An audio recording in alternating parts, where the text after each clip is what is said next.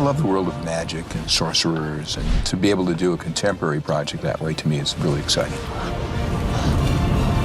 Nick Cage is developing this project with Todd Garner, and we were fortunate enough to be asked to work with them. I wanted to explore a more magical realm where I could play a character who had these mystical abilities. And Todd said, well, I've got the perfect movie. Let's do Sorcerer's Apprentice. I'd like to learn some more. The Sorcerer's Apprentice. When I first heard those three words, I was thrilled. I thought, wow, that sequence in Fantasia with Mickey Mouse and the brooms and the wizard, making that into a live-action movie, brilliant. We immediately looked at it and thought, let's figure out a way to make magic feel real, bring it into a context that people can relate to, and do that in a story set in New York City. It's impossible not to be inspired by New York City as a magical backdrop. It would be the first place I would imagine if there were such a thing as a Sorcerer War going down. The fact that we got to make a whole movie here is pretty spectacular, and we're actually driving through Times Square on 6th Avenue, and we're actually doing all that stuff.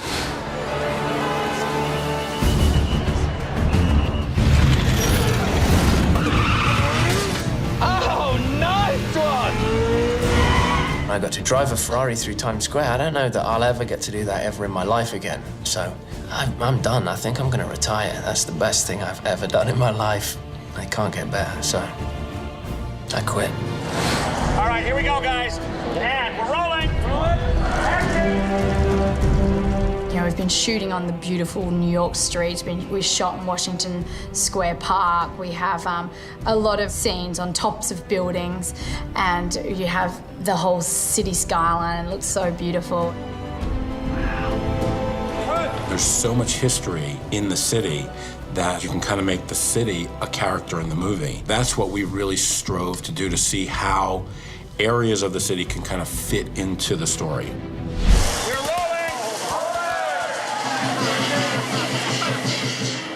We have this wonderful scene through the streets of New York in Chinatown.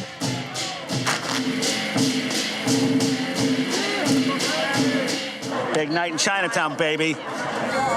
They've not had a major motion picture of this size here for a while. I mean, it took 5 months worth of planning. But between the lanterns, the signs, the confetti, and the people, the one thing you'll know is you're in Chinatown. Look at that. How's that for production value, hey? It's just like a testament to how authentic the visuals in this movie are. It's absolutely amazing. 2,500 pounds worth of pieces of confetti are on the ground right now. So over a ton. The reason you got to shoot in Chinatown is because during a festival with 1,000 people, you need 1,000 Chinese people. So I'm just populating the sidewalk for our dragon parade. We have about 10 interpreters with us on the street. I would say probably about 10% of the people can speak English out here. So it's a matter of working with the interpreters as much as you can and just doing things over and over, rehearsing. I'll repeat it in both Cantonese and Mandarin and English, okay? I'm learning Cantonese as we speak. Tong Seng Li Gua means going again.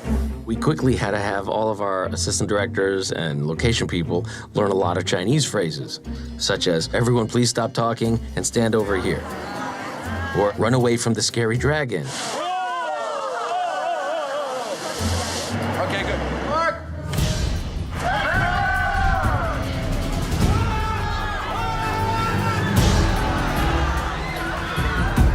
Conceptually, it's a little hard because we don't have a dragon, obviously, so we're building all of this action around something that's not there.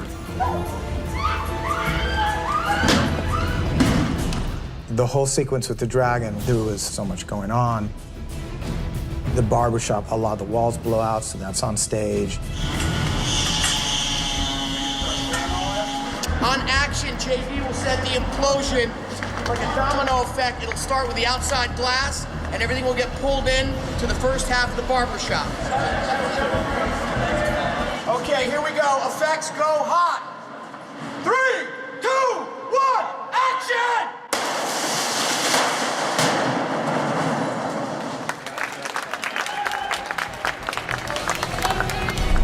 They run through a hallway where the walls blow out. That's on stage. The breakaway wall was one of the biggest, thickest breakaway walls we've ever done. And then we had wall rippers to give the illusion of the dragon ripping through the hallway. We built the facade of the building because the dragon comes crashing out.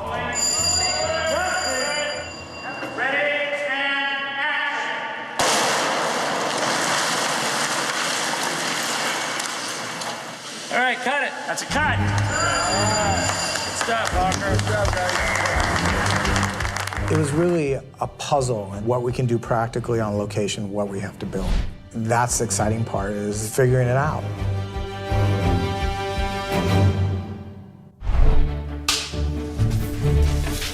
They've created the greatest sets on Earth for us, you know? Size and grandeur and detail of all these things. We've had a bunch of gorgeous sets. Dave's lab, which he uses for his physics experiments, Naomi based that on 40s or 50s subway turnaround. So this huge, really beautiful room. New York really does have subterranean spaces, some of which are off limits, but for example, under City Hall, there's an incredibly beautiful subway station that's out of use, and that was partly the design for Dave's. There's a lot of stuff that's kind of almost unseen New York. So we wanted the sense that there was this whole other reality to New York that as an everyday person going to your job, you just don't notice it, but it's all around you. And our sort of hook into that was the Chrysler Building. We're here on the 61st floor of the Chrysler Building. One of the things we're doing here tonight is just filming background plates that we can put behind the actors to make it seem as though they're not on stage, they're actually 61 floors up with New York City behind them. We decided to build the observation deck of the Chrysler Building. It was a challenge because our set is an exact replica of it, every piece of it. So we really take the time and creatively, we want it to be what we say it is. Thank you. We're gonna put Sam a little touch of reality. Do tell me this is all a joke. Sorry, are you lost? Taking Toby around to see all the images of himself in his set as Drake Stone, that was very rewarding because it was pretty funny for him, I think, to see himself exalted in that ridiculously narcissistic way. That is terrible. That is Leonardo DiCaprio. It's not at all. That's supposed to be Drake Stone. It is Drake Stone, of course. That's Drake Stone. When I walked into my penthouse, I was appalled, as you should be. But it's affected me. I think I'm gonna go home and plaster my own walls with myself. Does that sound weird? I think I'm gonna do it, though. It's nice to have yourself around. Yeah, I look pretty good.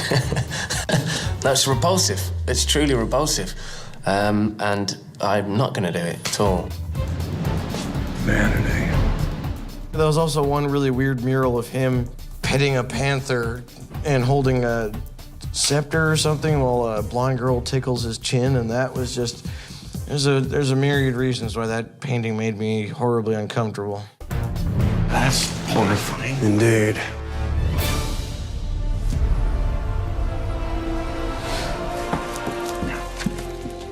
Well, this is the Arcana Cabana. This is the set. This is it. This is the big, filled with amazing things set. It's the kind of place that you want to look at and you want to look away from all at the same time. Around every corner, there's something a little bit more surprising. We have shrunken heads. I think there's a lot of strange things in here.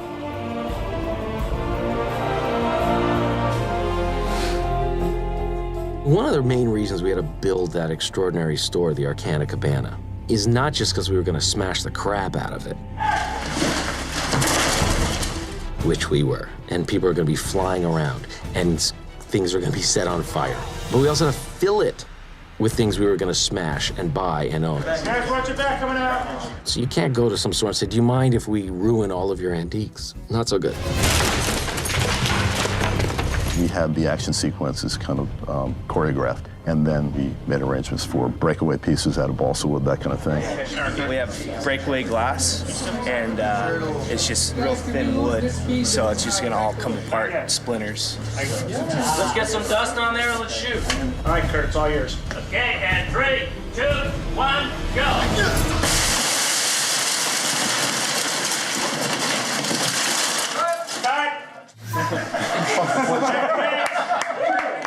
Holy Jesus! Not to miss a moment, we got a new deal. We are in total destruction mode. We have a lot of magic occurring here, and in the course of things, we have people flying around and hitting walls and doing actual hand-to-hand combat. Change my position. I always have this notion that when you walk onto a movie set, there'll be a couple of nice, easy days. You'll get to sit around, have a couple of cups of coffee, and do some nice, simple little scene. But you walk on the set, they say, great, okay, first shot is you're going to fall off a skyscraper. You know, and you sort of go, what? I went straight into rehearsals for the fight sequence. Action. It was great to sort of start really, you know, all systems go. Horvath gets pulled up into the skylight. We did it with Alfred Molina. He actually got pulled up into it. 3, 2, 1, go.